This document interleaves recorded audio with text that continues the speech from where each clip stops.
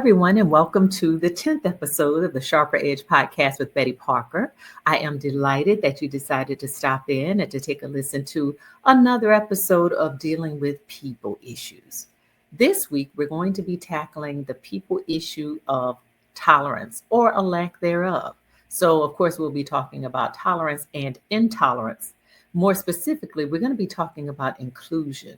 Because an individual who is not tolerant is a person who is not inclusive. What do I mean by that? Well, when we don't tolerate certain things like certain people, certain ideologies, we are causing division and separation between ourselves and other people, not because we don't agree. We live at a time now where we can't just disagree with each other. We have to argue about it. We have to judge people and put them down. We have to, cause all kinds of ruckus because our different perspectives just don't jive. And we have forgotten that it is okay to share disparate ideas and perceptions and still be good with each other. We've lost the art of connecting and building friendships and relationships. So that's the purpose of this entire podcast, to bring us back to that place where people learn to interact with each other and be human again. We're not adversaries, and we certainly aren't so devalued that we lose, what it is to be human and to respect each other's humanity. So I want to get us there. And so we have to tackle each one of these very difficult situations that poses themselves as we're navigating this life that we live. So today it's going to be about tolerance. Now, tolerance is multi-layered. So I want to hit a few different aspects of it. And I want you to just be introspective. I want you to think a little bit about how you think about this topic and why you think the way you do about this topic. It's important because when we are, asserting what it is we believe and actually considering, and I hope that you will consider other perspectives, we have to think about how open are we in receiving other people's perspectives. You can have your view, I have mine, and I invite you to speak on what you think about my views. If you don't agree, please, by all means, say so. I don't have a problem with that. I only ask that you be respectful in the comments, but I invite the discussion. This is what this podcast is about as well. I want your comments. I'd like to hear from you. And so, since this can be a little bit of a controversial topic because it can involve people, and it does involve people and people's beliefs and values, and those don't always line up with others. So there are people who are going to push back on some of the things I say, and I fully expect that and respect it. And so just feel free to speak on it. Okay, so let's hop into this topic of tolerance. So I want to give you first a definition of what tolerance is.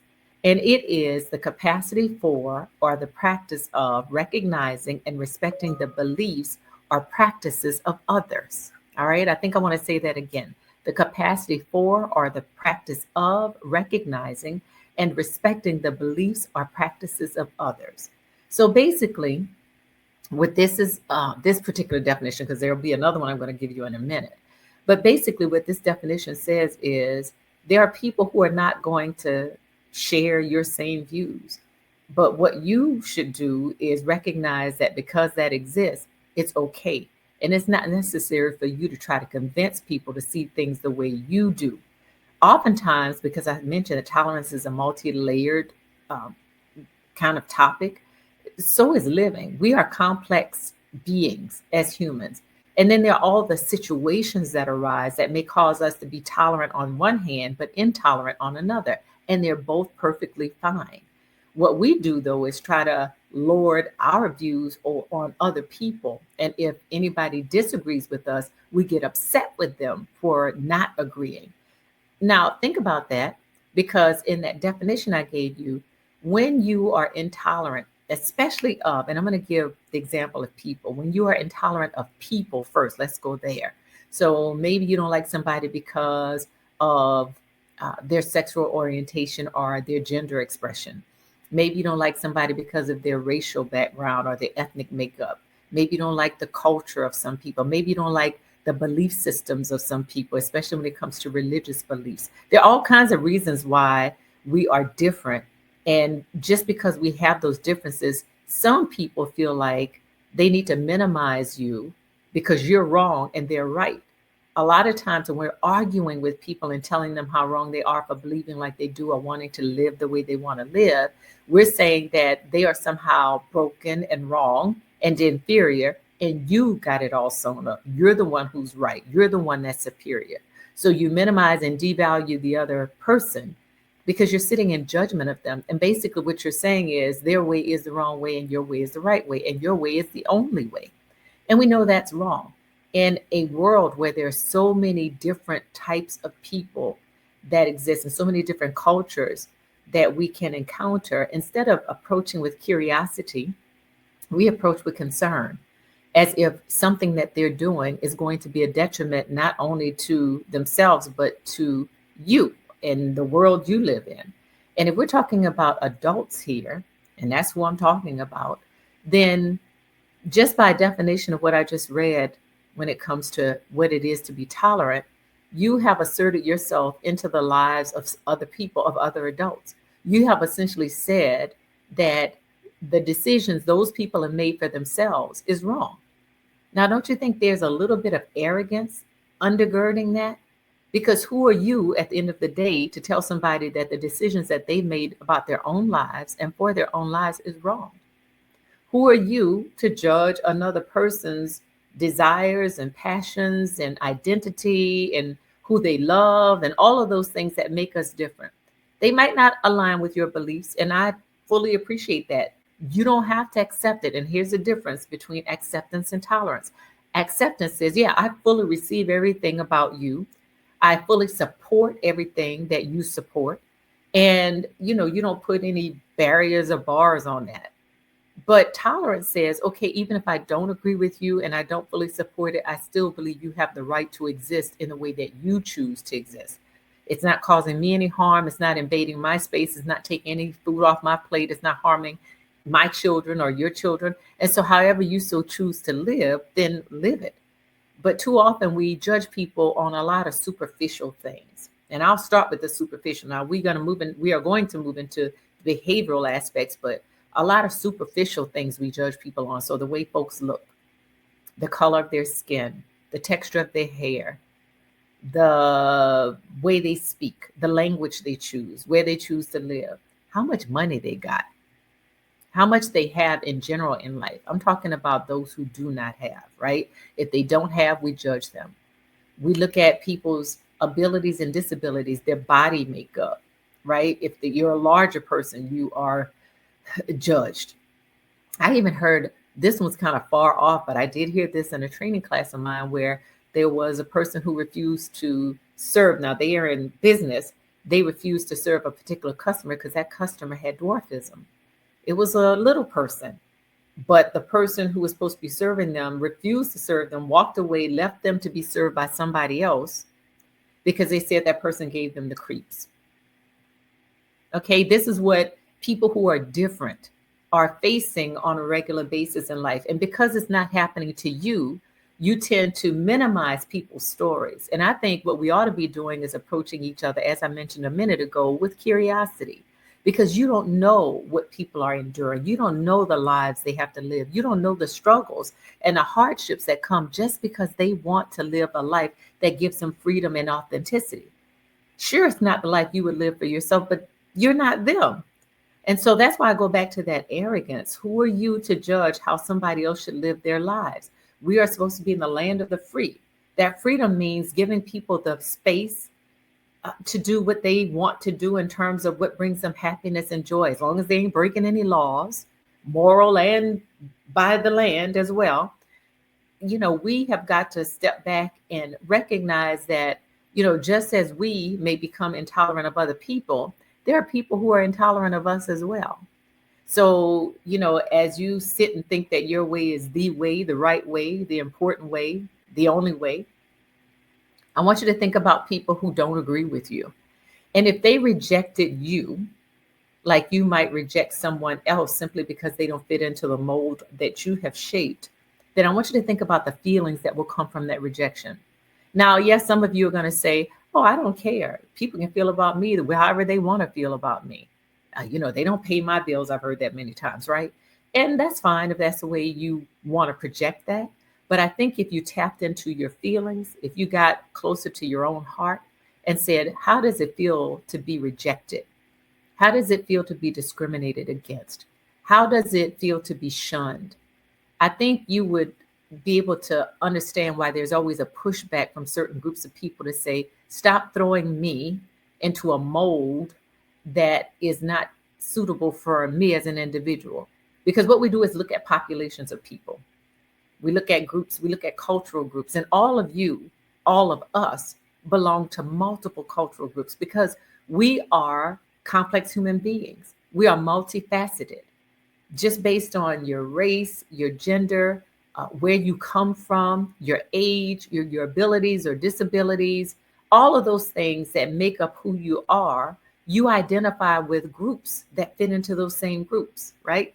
But those who are not in your in group, you reject a lot of times. And so when we start rejecting people because they don't fit into our mold, then it goes beyond just our own separate feelings of an individual. Then we start casting out whole groups of people and we start perpetuating stereotypes about those people. And then we start creating hateful rhetoric about those people. And then we can join with other people to keep them out.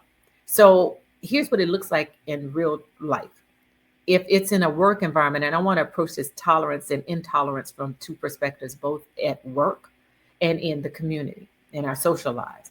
So at work, when we start saying we will not be tolerant of particular people because those people, we just can't vibe with those people, it might look like if I'm in a position of power to help somebody in that organization, I might withhold my ability to be able to do that. I might not give them an opportunity to serve on a particular project.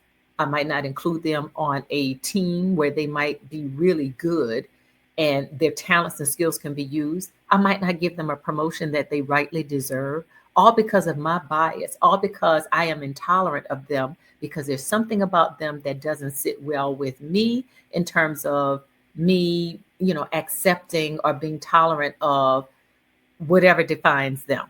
You have to check in with yourself on that because there's so many things. I've already given you a list of different ways in which we don't tolerate people. On a social level, it looks like this. I don't want them in my circle. I don't want them in my neighborhood. I don't want them living next to me. I don't want them working next to me. I don't want them coming to my social events, my birthday parties. I don't want to befriend them. I don't want to be with people who are with them. So we start causing these divisions. We start casting people out and casting people aside, and that's wrong. If I'm a Christian, y'all know I've said that many times in my podcast, and I think Christianity has gotten a really bad name and I see it all in the comment sections on all of these social media sites where there are people who just denigrate Christianity because, rightfully so, there are people who profess to be Christians who are not living a Christian life. And so we, as Christians, get stereotyped by the bad folks that identify with us. Every cultural group has a segment within their cultural group that we're not happy with, that we reject how they think. They are along the extremities sometimes. They are the fringes of our cultural groups. We don't agree with them, even though they feel like they have an affinity to us. So I'm saying that to say, don't stereotype a particular group of people because you know about the bad apples that exist with them. Those bad apples exist in every cultural group. So you can't wag a finger and say, this is why I don't deal with them. This is how they act. The typical group, I hear that a lot of times. When certain behaviors happen and it's, posted on some social media site, there'll be people who will make racist comments and discriminatory comments saying, oh yeah, you could expect that from them. Well, yeah, you can expect that from them that are the terrible parts of any cultural group. But the them that they reference, every cultural group has that group of them that we're all ashamed of and we're all embarrassed by, and we all would rather just kick them out, right? But the majority of us should, be willing to embrace people inside and outside of our group. Because at the end of the day, every single one of us is a flawed human being. Every single one of us is a flawed human being. And we're all actually masterpieces of our great creator. So I was going somewhere when I said that for those of you who profess to be Christians, you know, our doctrine is steeped in and based in love. So when we start talking about being tolerant of people, okay, when we're talking about being tolerant of people, we have to love people and treat them well because that's what we've been, commanded to do. Now, some people you do have to love from a distance, but you should still love them. We don't reject them. We pray for them. And if you honor that and you demonstrate that by your actions, then you'll attract people to you who see that part of you more often. They see that you're a giving and compassionate and loving person, that you're non-judgmental, that you try to fight back your biases and you try to be kind to people. Can you be kind to everybody? No, we already know that, right? And there are some people we should keep around the fringes. We don't need to invite them into our world because they're going to disturb our peace. So I hear you on that. That's why I say tolerance is multi-layered. I'm not saying you have to receive everybody in, but you also don't have to reject everybody simply because they don't line up with whatever you deem as valuable and worthwhile. So let me use as an example something at work. I have been coaching people for the past few weeks, and we've been talking about a lot of different things, but one thing that has surfaced at least 3 times is this level of tolerance that people are saying they don't have. So as an example, and you may be able to relate to this, maybe this is happening in your workplace as well. There is an instance where a person feels they can no longer tolerate the environment. Okay. They won't tolerate the work environment because it's become toxic. There is poor leadership at the helm. That leader does not know how to deal with the conflict and the tension that arises. They don't know how to be inspiring as leaders. In fact, what they do is feed into the negativity that already exists within their group and their team. When people try to come to them and express that, they would expect them as a leader to kind of squelch some of the animosity that has arisen. They push back, the leader pushes back and doesn't want to receive the feedback. So they are allowing this toxic environment to continue to churn, and they're adding to the churn. So the employee that I'm dealing with is saying, I don't know how much of this I can tolerate. Okay, because to tolerate, let me give you another definition of that is this: the capacity to endure hardship or pain. And I think I have one that goes even further that I found on my phone. If you'll bear with me a quick minute. This one says, the ability or willingness to tolerate something, in particular, the existence of opinions or behavior that one does not necessarily agree with. The capacity to endure continued subjection to something. All right. And so, some people might feel like in the workplace, I no longer want to subject myself to a toxic work environment. What do I do about that? That's intolerable to me. All right, that's one example. And I'm going to give you some potential solutions about how to deal with that.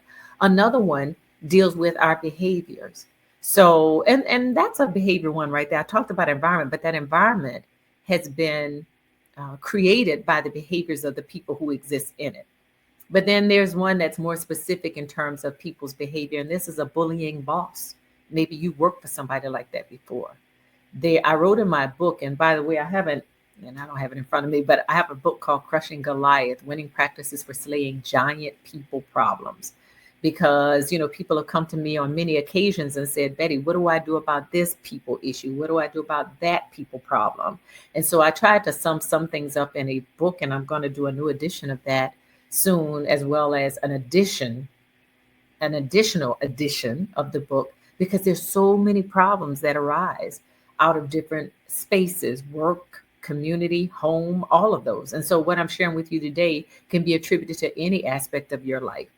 And so when I talk in my book about bullying bosses and what comes out of that and what has fueled that at times, based on a lot of the people that I've coached, is professional jealousy. Sometimes there are people who are managers and supervisors who are insecure. They're insecure in their jobs. They're insecure in their knowledge and their skills. And if anybody else comes on board on their team who seems to know more than they do, they have this professional jealousy that arises. So they feel like they have to compete with their employee, when in actuality, if they help their employee to operate in their strengths and to use their skills and talents, that employee is going to make that boss look really good, make that manager look really good. But because of that manager's insecurity, they don't really recognize the gem that they have in that person, that employee. They don't recognize the absolute benefit to themselves by allowing that person to come in and do and be who they are and how they are at their best, so that the entire team wins and thus the organization wins. So when we have this professional jealousy that occurs, the boss becomes toxic. The boss pushes back. The boss becomes very critical. The boss becomes very judgmental. The boss can't be satisfied. And so what they do is they push back on their employees. They criticize the employees' work. They give them poor evaluations. They're constantly picking at the person. And eventually that person now no longer wants to contribute anything of real value to the organization. They are withholding their talents. They are withholding their ideas and the creativity and innovation that can be hatched if given the space and the time to do that. But they're being, just crushed under the weight of somebody's insecurity, that person being their manager. And so they can't thrive. They can't bring the best of themselves to work. And so they start talking to me about, what do I do? And I often ask them, where is your enough? Where is it where you draw the lines? Where do you establish boundaries for yourself with even your manager? Can you have a conversation with this person to talk through why they keep treating you the way that they do? And if you can't go there to the manager, you've tried everything in your book to try to get them on board and to get them to stop and listen to you, then you have to go to another level if that's what's important to you. Or maybe you have to dust off that resume and say, where I'm not appreciated here, I need to find somewhere else that can fully appreciate me. As leaders in organizations, we stop people from being great. We get in the way of the organization's success because of our own personal, opinions and a lack of values, I'm going to say here, because values add to people, values add to an organization, values add to the existence of the work that needs to get done and the people who need to be served and the way we approach life and our own happiness and contentment when we can identify what our values are. But when we are devaluing people, that's toxic. That's a detriment. That kills, that's destructive. And so it kills the ability for anything and anybody to grow. And so I want you to check yourself in this. Is that person you? It's easy to identify yourself as a victim, but can you identify yourself as the perpetrator of some of these things? What's your behavior like? What has anybody told you about yourself? What kind of nonverbal feedback and cues are you getting from people when you speak to them in certain ways and when you say certain things to them? Do they feel like you're just putting up with them? Do they feel like somehow they don't measure up? Do they feel like, if you could say what really is on your mind, and some of you already do that, but for those who don't, in the way that you treat them, do you show, that you are intolerant of that individual? And if you do, why? Ask yourself why. Why are you judging them so harshly? What's getting in the way of you being more open to them? Now, there are people who will get under your skin. I get it. There are people who you feel have come at you or done something to you, and they rightly don't deserve you as a friend, as an employee, as a family member. And so you say, I've had enough. I am not going to allow them in my life because they bring nothing but pain to me. They bring nothing but frustration and agony to me. And I'm trying to preserve my peace over here. So I totally get that. And I totally agree. Here's one of the solutions that I recommend, and I just did a minute ago. It applies at work and at home and in the community. Boundaries, boundaries, boundaries. Stop them from invading your space in the negative ways. Now, you can still have them in your life, though. That's the part you miss. And it's not everybody. I understand not everybody can be in your life. You don't want everybody in your life, but we have to take people on an individual basis. And we have to say, okay, what's fully going on with me and this person? Can I take them in small doses? Because, okay, you Christians, as a Christian, I need tolerance from the good Lord Almighty, right? I'm not perfect. I fall short too. Yet God tolerates me. Yet God still loves me. But then we turn around and somebody else who needs that same compassion from us and that same empathy from us, we reject them and we judge them and we cast them out like they are meaningless and valueless to us, right? So, in the parts of them that don't work well, we need to be tolerant of that and try to shape them and help them in ways that we can. If we can't help them, then fine. We just have to draw those boundaries and say, listen, I'm going to love you from a distance. My mom used to talk about feeding people with a long-handled spoon. Y'all may know that old adage as well. So you still keep them to at a certain extent, right? You don't cast them out, but you deal with them, with some space in between, because that some people are like vipers, right? They'll sting you if you let them get too close. So if you can't trust somebody though, and you'll never be able to trust that individual because they've proven to you over and over again that they can't be trusted, then I get it. You might want to cut them out of your lives. But I think we cut people too quickly. We don't give enough grace to people when they fall short. And so we make them intolerable. And so we have judged them probably unfairly in a lot of ways. And we haven't thought about that, you know, as I mentioned earlier, there may be people who are simply tolerating us as well because we too fall short. So when we think about tolerance, I want us to think about inclusivity. I want us to think about how do we create inclusive environments for people. Let's go back to the work example. So when I am tolerant of people at work, no matter where they land on the org chart, it says that I am creating a space for them to exist somewhere in an area where I occupy. I am not rejecting them based on my biased viewpoints. I am accepting them regardless of how different they see the world than I do. And I'm looking at the fact that even though we have differences, I'm not here um, to tell them that they are wrong and to assert myself as right. One thing we have to keep in mind if we're going to still do this whole religious thing is to understand that we are all made in the image of God, right? So we are all his masterpiece, crafted by him. And so whatever you've determined is the norm and what's best and what looks good and what's right and what's acceptable and all of these things, you are judging what God has created. And when you reject it, are saying, God, you messed up on this one. I reject it. It's not good enough for me. And so when you start telling God he's failed in who he created and how he created someone, well, now you think you're bigger and better than he is. And I would dare challenge you to rethink that. Okay. That's an arrogance that nobody wants to wield, I hope, or shouldn't want to wield. Yeah, there are people who do want to wield that kind of arrogance, but hopefully that's not you. And if you haven't, checked yourself in that moment to consider that that's how you might be showing yourself, then I would implore you to do that now. All right. Think it through. Think it through. So I'm not cutting slack to people who are doing wrong. Please, by no means. I'm not asking you to inconvenience yourself with people who, bring nothing but animosity and frustration and just weight, burdens to you.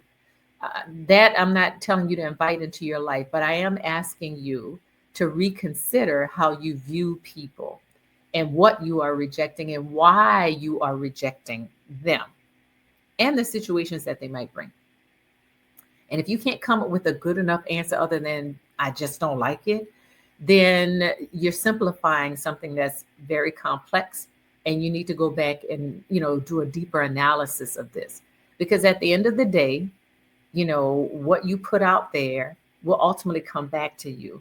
And I can't imagine that by just mistreating people, and maybe not even mistreating people to you directly. You might be like, I didn't do them anything, I just don't deal with them. But that is a form of mistreatment, because you're denying people an opportunity to be seen as human and to be treated as human and to be respected as human. You're treating them like they're waste, like they are as easily discarded as, a pizza box that needs to be thrown in the trash, right? They don't have any real value. And so your actions can be hurtful to them. It requires that we learn how to build connection, y'all. Those things we've decided we don't want to tolerate, we're causing division. We're separating ourselves from them. We are, surgically removing them from our lives. Sometimes it's surgically removing. Sometimes we're just hacking it like with a machete because we're not giving it much thought. We're just done. Okay. And we have to be better at why we want to remove somebody from our lives. Now, if you're doing it surgically, you should be releasing fewer people than those you are building connection with, because there are not that many people that are that bad that you have to figure out how to, do this incision that cuts them out of your life completely, and they should be discarded. Okay. Generally, what we need to do is just figure out what's causing the issues between us and the other person and figure a better way to connect with that individual. And every connection doesn't mean that has to be a close connection, but we do know how to treat each other with respect and with some modicum of value. Okay. So that's what this whole idea around being tolerant is accepting people for who they are and how they want to live their lives, accepting that we're all different, but not judging us so harshly that we feel like we are superior and in some ways deserve more in terms of, how we should exist in this world, and that the other side deserves less and we're going to give them less. All right. So I'm interested in your comments and your thoughts and your ideas around anything that I've said. I hope I've given you something to think about. It's still deeper than where I'm going here, but hey, this is just something on a superficial level that we can talk through and talk about. And please, by all means, share your ideas. I appreciate you giving time to this and listening. I can't wait for you to come back next week at episode 11 when we tackle yet another big people issue. Thanks so much and have a great week.